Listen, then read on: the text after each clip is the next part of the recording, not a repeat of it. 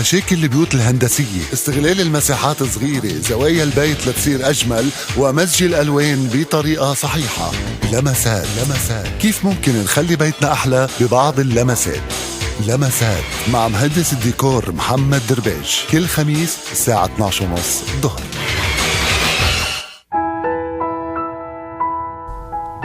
مساء الخير مستمعينا مستمعي راديو ياسور اف ام. بالحلقة الثانية مع المهندس المدني عباس غانم. رح تكون هيدي الحلقة تكملة للحلقة الأولى اللي حكينا فيها عن ممرات وساحات ومداخل المنازل والحدائق من بطون مطبع وحجر الانتروك والبطون العادي، وإذا بيكون فينا نلونه أو لا. واليوم رح نكمل بأول سؤال بالحلقة الثانية عن الممرات الخشبية. استاذ عباس اهلا وسهلا فيك بهيدي الحلقه الثانيه. اهلا وسهلا فيكم والمستمعين الكرام. بدنا نحكي عن الممرات الخشبيه اللي بدها تكون بالمداخل. صحيح. وقد ايه ممكن يكون عملي وقد ايه ممكن او قد ايه بده صيانه، يعني عملي او غير عملي هذا الموضوع. صحيح. في نوع خشب معين بيتحمل مي اكثر من غيره او بيتحمل للعوامل الطبيعيه اذا تعرض من شمس وشتاء او مي. حكينا بالحلقة الماضية نعم عن المداخل والممرات انه ممكن تكون خشبية. نعم. طبعا افضل تكون ممرات المشاة فقط هي الخشبية، يعني مش مداخل السيارات، وإلا بتعرض هذا الخشب لمشاكل كبيرة. وحتى بممرات المشاة حتى يكون هذا الخشب عملي ويصمد مع مرور الزمن لازم يكون مركب بشكله الصحيح والدقيق، يعني بمعنى لازم يكون مدعم ومثبت بإدة خشبية بمسافات قريبة بين هذه الإدد ليعطي قوة ومتانة، إضافة إلى الصيانة الدورية والسنوية ومراقبته باستمرار. هلأ قديش بيكون عملي بتوقف على نوعية المادة المركبة والكمية وحجم استخدامها. نعم. هيك بيكون عملي. بس يفضل يكون محدود الاستخدام، يعني بأماكن مسافات قصيرة بأماكن محددة جدا تفاديا للمشاكل، وخاصة أنه كلفته عالية. هلأ بالنسبة للنوع مثل ما سألتني، حسب ما معرفتنا بالسوق اللبناني يعني موجود نوع خشب مميز وعالي الجودة اسمه خشب التك. هذا خشب أفريقي مقاوم للمياه والضغط. طبعا في خشب تك بورمي بالسوق من دولة بورما.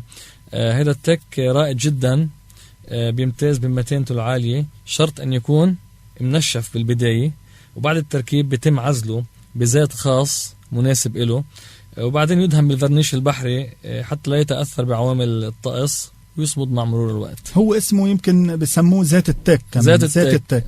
أو زيت كان يستعملوا زيت أمبريال من صحيح. زمان. صحيح. هلا قد ايه ممكن كل قد ايه بده صيانه تقريبا؟ ممكن سنويا؟ بده صيانه سنويه، بس اكيد يجب مراقبته باستمرار، يعني يمكن يكون يحدث مشاكل معينه قبل السنه. بس هو يفضل انه ينعمل بمساحات قليله، ما تكون طويله ما تكون الخشبه طويله 100% حتى يكون المشكله محصوره جدا ما تفهم المشكله. طيب هو يعني بيتحمل أكتر من غيره ولا يعتبر أقل شيء بالممرات اللي ممكن يتحمل؟ يعني لا، الخشب التك مميز جدا بصلابته وقوته. ممكن طبعا الممرات الأفراد لا بيصمد مثل غيره، بس هو أكيد بده لازم يكون منشف، لأنه بعتقد إذا منه منشف وتعرض للشمس بده يفتول ويصير في عنا مشاكل بهذا الموضوع. بصير مثل أي خشب عادي، بصير مثل أي خشب عادي، وبصير في عنا مشكلة وإذا صار مدرج الممر معش شكله حلو، فقد رونه أكيد.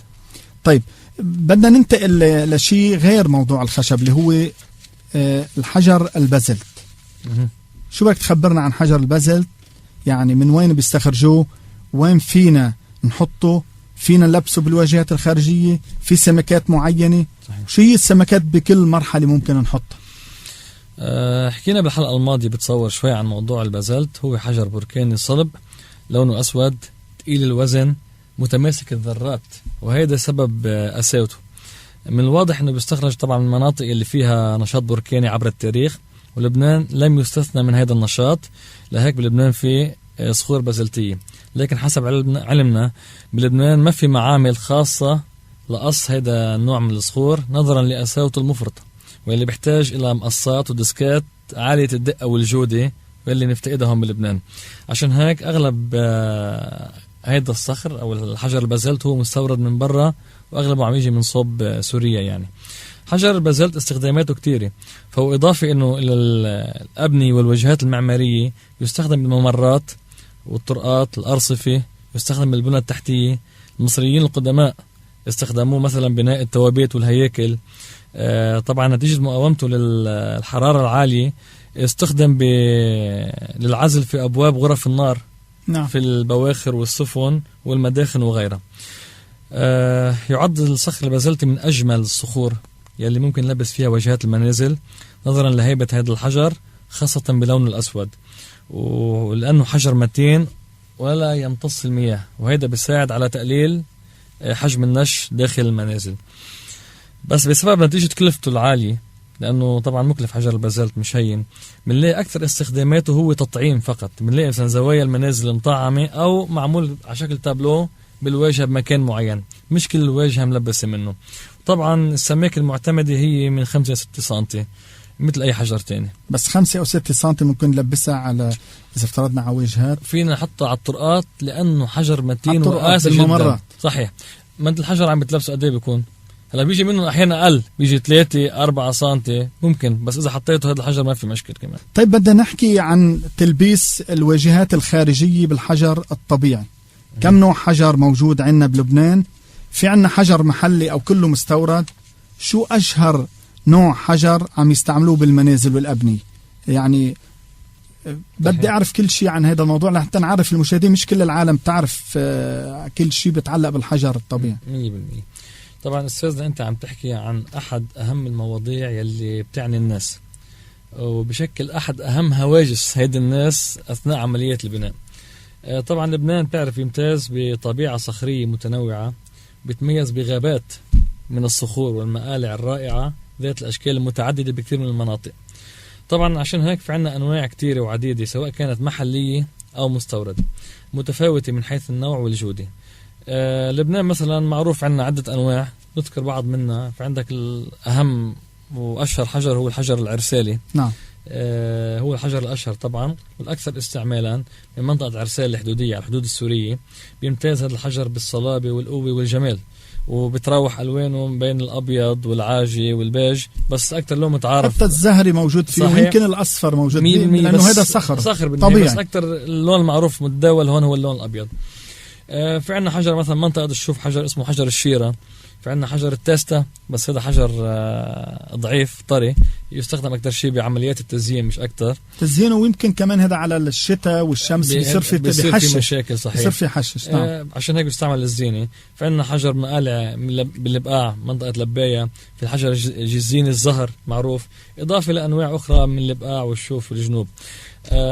بالنسبة للحجر المستورد، في عندنا الحجر التركي، اليوناني، الباكستاني، لكن الأشهر عندنا المستورد عندنا سعودي الرمل الأصفر، وعندنا السوري المتنوع مثل الحموي، وفي عندنا منطقة اسمها الرحيبي اللي هي كمان موازي لعرسال هذه المنطقة. طبعا من سوريا كمان ذكرنا بشوي الحجر البازلت الأسود منطقة السويدة.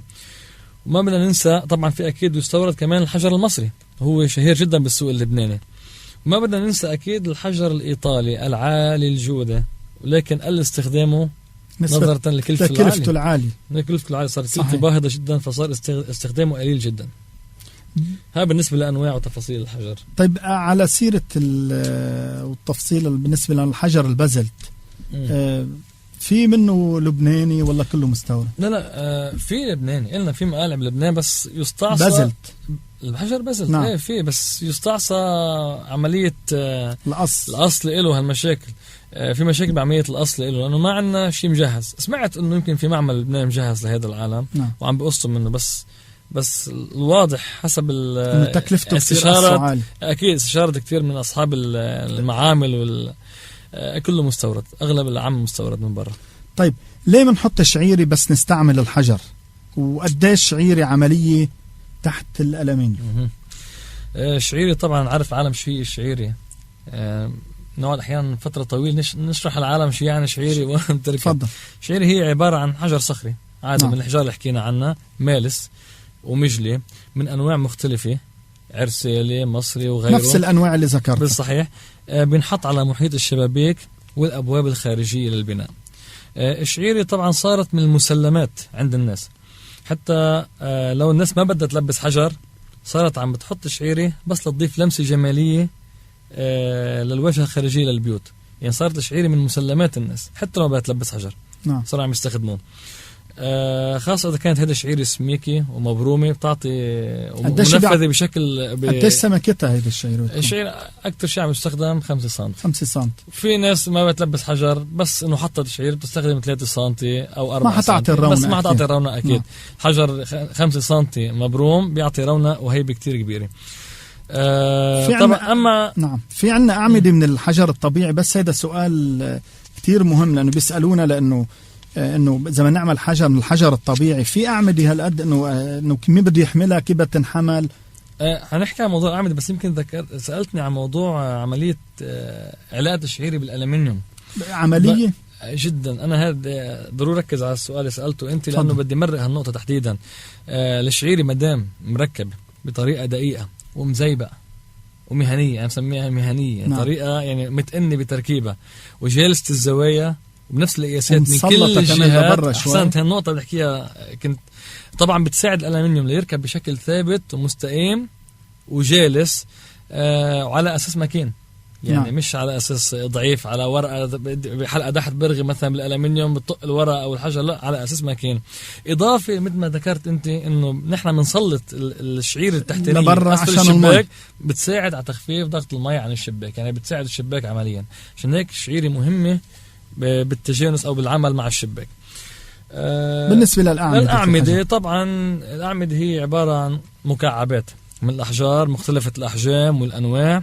بقوم النحات الفني بهذا العالم باستخلاص الشكل الفني يلي بده اياه من هذا المكعب. يعني مثلا على الأعمدة من الحجر الطبيعي سواء كان عمود جالس مش يعني افترضنا اذا بدنا نجيب عمود مثلا دائري يكون بدنا اياه 20 او 30 سم، نجيب مربع مكعب وبينحطوه على هذا الشكل، بيطلع هذا الشكل عنده خالص. سواء كان العمود هذا الجل، انا بحكي انه مربع 30 ب30 مثلا بارتفاع مثلا قديش ممكن متر، حسب هي الاحجام بتتحمل اكيد 100%. هلا اذا كان حجم عالي يمكن ما تلاقي حجر العمود يطلع بشكل جالس شقفه واحده، مضطر ينجاب شقفتين. في ارتفاعات معينه لحد عدد معين ممكن تنجاب شقفه واحده ومجرب ومركب. يعني مثلا ركبت لحد 2.5 متر بتصور في شقفة واحدة ما في مشكلة كان بالموضوع. عمود جالس مجلي مالس ببين ما هي تاج من فوق وقاعد على قاعدة ثابتة. أكيد طبعا يوصل بالقاعدة بواسطة حديد 8 ميلي أو 6 ميلي حسب قضبان حديد حسب حجم العمود. طيب كيف يحسب هذا؟ نحن بالحجر البوشارد أو الحجر اللي هلأ ما نحكي شوي عن البوشارد لأن حكينا بس حجر إذا في مبوز أو أنواع الحجر العرسيلي حكينا، بنحكي عن المبوز وعن البوشارد. إذا فيك تعطينا بس شيء مختصر وكيف هو بيحسب هذا بالمتر المربع؟ صحيح. بدي الأعمدة كيف بتحسب؟ حسب أنا قلت لك بلشت إنه جاب مكعبات ومبلش شغل فيها، يعني بالمتر متر مكعب بس كلفتها عالية. بتختلف الكلفة ما بين نوع الحجر، شو هو المكعب اللي جبناه، شو نوع الحجر، بتختلف بين نوع الحجر بين نوع الشكل اللي بدنا نظهره. يعني عمود جالس مالس، عمود مقور، في فرزات، عمود روماني، حسب بيطلع الشكل النهائي اللي عندك بيختلف السعر. نعم. مش عارف لازم نذكر ارقام او مش ضروري. لا فيش داعي للارقام، نحن عم نحكي بشكل عام كيف بينشغل. بالنسبه اذا بتعطينا هيك بالنسبه للحجر المبوز والبوشار شو بيختلف بيناتهم؟ المبوز هو المعروف يعني الحجر النافر. في نفور بهذا الحجر. طبعا درجات النفور بتختلف بين حجر وحجر. في نافر جدا، في نافر عادي.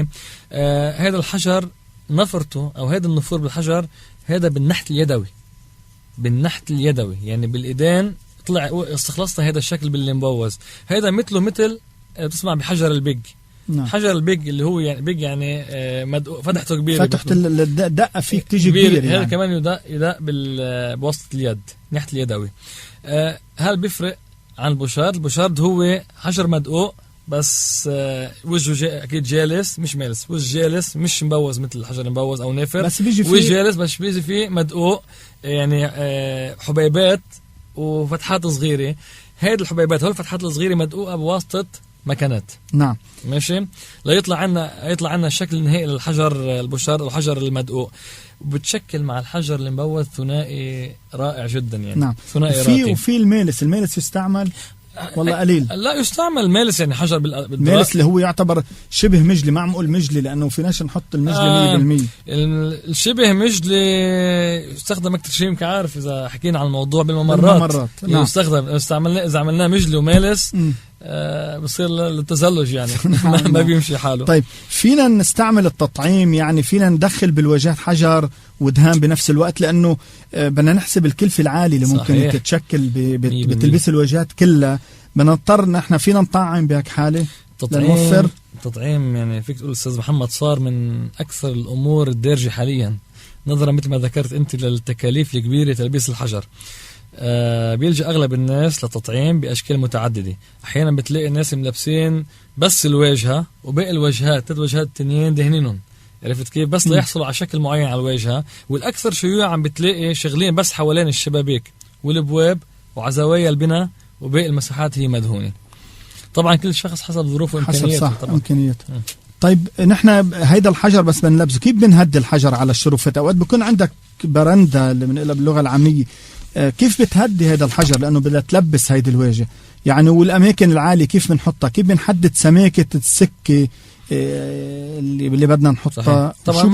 شو بتكون مصنوعة؟ ذكرت أنت إنه الحجر بيهدى باستعمال السكك. نعم. سكك حديدية هي سمكتها متعارف عليها بالسوق بحدود 2 ميلي، لأنه عندناش حجر تقيل أو واجهات ضخمة. طبعا بحال كان عندنا أوزان عالية بنروح لسكك أسمك من 2 ميلي، بس المتعارف عليه بالسوق هي سكك بحدود 2 ميلي. من شو مصنوعة هي؟ لأنه إحنا ما بدنا إياه تصدي يعني. هذه من حديد المزيبق. حديد المزيبق تركب حديد المزيبق زوايا وخلص، هي بتساهم عدم النش وما بتأثر بعوامل الطقس المختلفة نهائيا. طيب نحن ما هي هيدي السكة لو كانت 2.5 أو 3 ميلي، لو كانت على واجهة، ما هو الحجر ما عم ينحط على عم يتلبس بحط تحته بطون يعني. صحيح. كمان البطون بيمسك يعني بيساعد هيدي السكة، مش كل التقل حيكون على السكة. عشان هيك يستخدم سمكتها. ممكن يكون في تقل عليها بالبداية وهي حتكون بس مدعم. يمكن أول حجر بس يصير الحجر يتماسك مع الحيطان اللي عم نلبس عليها، بصير السكة بس منظر مش أكتر، بصير بس منظر للتهديم. كمرحلة الأولى تستخدم هذه السكة، بس لقدام ما عادش في إلى صفة عملية جدا. عشان هيك بتلاحظ سمكتها بالسوق قليل 2 ميلي بس لننطلق منها ولنكمل وجهات الحجر. طيب نحن بس نلبس حجر، صار من المفروض علينا، صار شائع انه بس تقول لك بس حدا يقول انه نحن لبسنا حجر يعني صار لازم نحط أرميد على السطح. هل هذا الشيء مفروض علينا ولا فينا نحط شيء تاني او شو؟ لا شو رأيك؟ موضوع الأرميد صح موضوع واسع متنوع من حيث طرق وشكل التركيب وأنواع وأشكال الأرميد، بس برأيي مش كل بيت ملبس حجر ممكن نحط له أرميد. أبدا. البيوت الحديثة يعني عم بتحيد الأرميد بشكل كامل، يعني حتى الحجر نوعا ما عم بتحيده بالطعم تطعيم، بس الأرميد يحيد يعني حسب البيوت المودرن الديزاينات الجديدة. أنا عم شوف عم بيحيدوا الأرميد. ممكن نتيجة الكلفة ولا لا نتيجة الديزاين كتصميم؟ صار الموضوع الأرميد شيء يعتبروه كلاسيكي قديم، فصار ما بيتناسب مع الحداثة. طبعا في فلاسفة بعالم المعماري عم بينتقدوا الموضوع. هو فعلا انه لك ما بيعطي رونقه لحدا الارميد والحجر. صحيح. هودي بعضهم حافظين على هيبتهم وعلى جمالهم، حتى من البيوت القديمة. اذا بتلاحظ باي حتى بسور بالحارات القديمة اللي بعد فيها ارميد اللي كانت مبنية يمكن من خشب تحت الأرميد، بتلاقي عاطي هيبة وعاطي رونق. ما بنقدر نهرب من هيدا نحن تراث. لمس الجمالية هذا يعتبر تراثنا وهو اللي نحن تربينا عليه واللي هلا نحن منحن له كتير، ما فينا نهرب منه. بس الحداثة يعني غلبت. شو بنعمل؟ طيب كم نوع من الأرميد في؟ حنذكر أنواع بس نوضح مسألة إنه بعلاقة الأرميد والحجر، إنه بحال كنا بنركب أرميد مع الحجر، فهو يفضل غالبا يركب الأرميد بعد انتهاء من عملية الحجر، من تلبيس الحجر. مش قبل، لأنه من نخلص الحجر نهائيا، وبناء وين خلصنا بالحجر بنبلش بالأرميد نوصل، خاصة إذا عندي لأنه عشان ما يعمل عائق أصلا حتى تركيب الواجهة، خاصة إذا كان عندي مجاري مياه.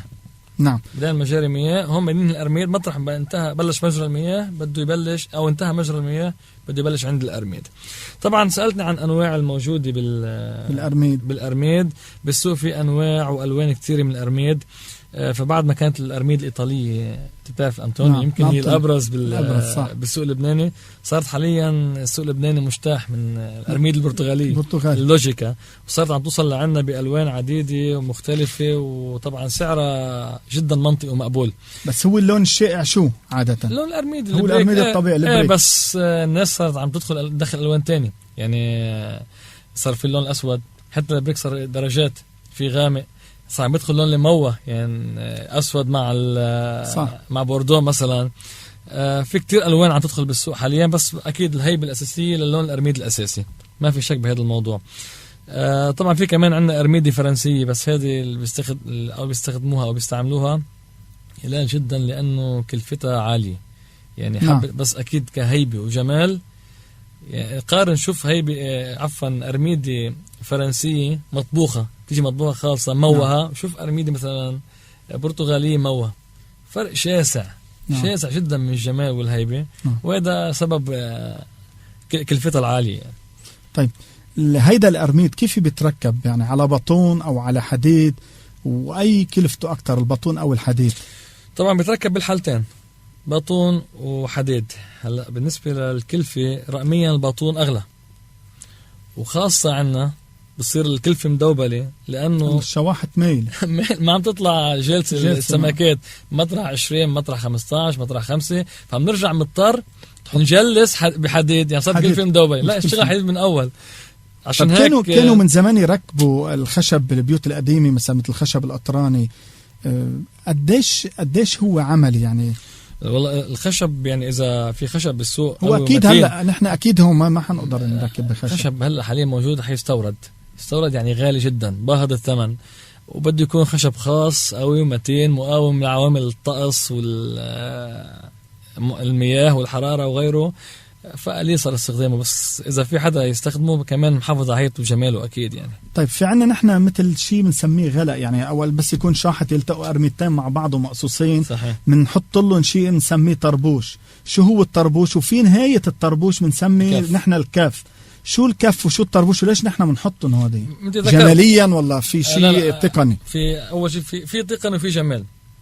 بعدك انت عم تحكي انه مطرح ما التقوا شواحة الارميد، اذا عندك جمالون انت مثلا التقوا بمكان معين، هالالتقاء شو ما نغطيه، ما هن بس التقوا ما سكروا على بعض، ضلون كمان مصدر لمرور المياه. يعني شو استفدت انا من الارميد؟ اذا التقى شحطين وراس التقائهم مفتوح مثلا، بعده مفتوح ما بتسكر، فعملوا لجأوا شيء بسموه الطربوش، بركب بيغطي هذا المكان. أول شيء لا يعطي صفة جمالية ولا يغطي ويحميه من موضوع مرور المياه. عشان هيك بتلاحظ أغلب بيركبوا طرابيش بيتركب على بنحط باطون. طبعا أكيد ما لازم يتركب بشكل موج، بنصب خيطان جالسة ليطلع الطربوش جالس، وبنحط باطون تحت هذا الطربوش، بيرجع بيتملس الباطون وبندهن باللون الأرميدي ليصير يتموه او يتماهى. المسافات اللي بتبقى على جناب اذا بتلاقي تركب اطول بدون ما تدهنه مادة الارميد او اللون الارميدي حتلاقي فيه شاذ جدا الشكل. عشان هيك بيتم دهنه بالبودرة الارميد حتى نحصل على شكل متماهي مع بعضه. ونهاية هذا الطربوش لنضيف صفة جمالية يتنختم الزوايا كلها بين الطربوش وزوايا الحديد، بنحط شيء بيسموه الكف. هذا بس إضافة جمالية ليعمل ختام أو خاتمة مميزة للأرميد عند الزوايا. طيب أستاذ عباس، بدنا نصيحة أخيرة للمستمعين بكل اللي حكينا فيهم، إذا عندك شيء بدك تقوله عن مضمون حلقتنا. طبعا نصيحة للإخوة المستمعين إنه قبل الإقدام على أي مشروع أو خطوة بهذه المواضيع اللي تحدثنا عنها وطرحناها، إنه يدرسوا خياراتهم بحسب إمكانياتهم، يسألوا كتير ليوصلوا للخيار السليم والأنسب وبالكلفة المعقولة، والأهم ما يدوروا على الرخص. حقهم طبعا يوفروا، توفير حق طبيعي أكيد، لكن مش على حساب الجودة، لأنه هيدا ممكن يوقعهم قدام مشاكل مادية أكبر. طيب شكرا لك أستاذ عباس. مرة تانية شكرا لك أستاذ محمد، ولراديو يسور FM الكريم على هالمقابلة اللطيفة، وبتمنى لكم التوفيق وإلى مزيد من التقدم والنجاحات إن شاء الله. لهون بتكون خلصت حلقتنا اليوم من برنامج لمسات، هي الحلقة الثانية مع الأستاذ المهندس المدني الأستاذ عباس غانم، اللي شكرا له على أعطانا وقته بحلقتين متتاليتين ومعلومات قيمة أعطانا إياها، وإن شاء الله يكونوا المستمعين استفادوا. مع تحيات المخرج المنفذ وسيم الأشقر، ومني محمد درباش في الإعداد والتقديم. إلى اللقاء. مشاكل البيوت الهندسية، استغلال المساحات صغيرة، زوايا البيت لتصير أجمل، ومزج الألوان بطريقة صحيحة. لمسات كيف ممكن نخلي بيتنا أحلى ببعض اللمسات. لمسات مع مهندس الديكور محمد درباش، كل خميس الساعة 12:30 الظهر.